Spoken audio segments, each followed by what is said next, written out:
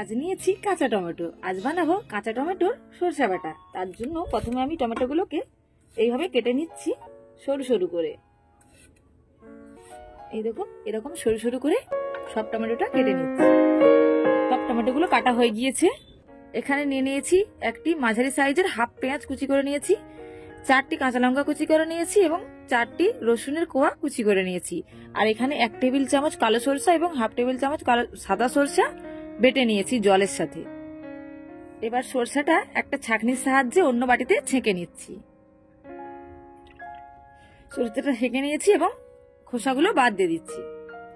এদিকে একটা কড়া গরম করে নিয়েছি এবং কড়াতে দিয়ে দিচ্ছি রিফাইন তেল।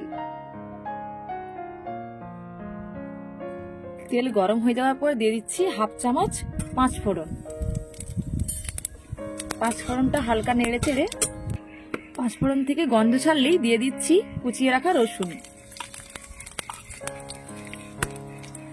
রসুনটা হালকা ভেজে নিচ্ছি মিডিয়াম মতো। ভাজাটা হয়ে গিয়েছে, দিয়ে দিচ্ছি কুচিয়ে রাখা পেঁয়াজ। পেঁয়াজটাও হালকা ভাজবো।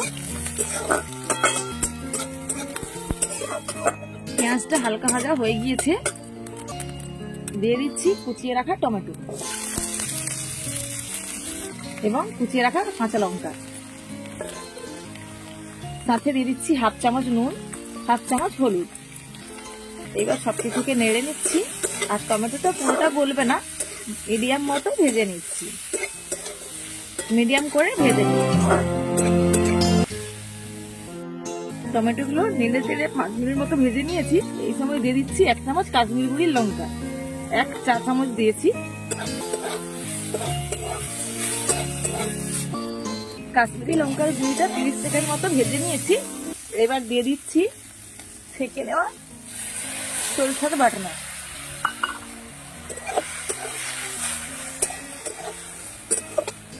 সবকিছুকে ভালোভাবে মিশিয়ে নিয়েছি।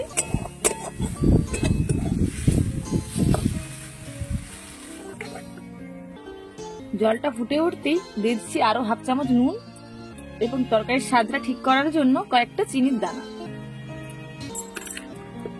সবকিছু মিশিয়ে নিচ্ছি।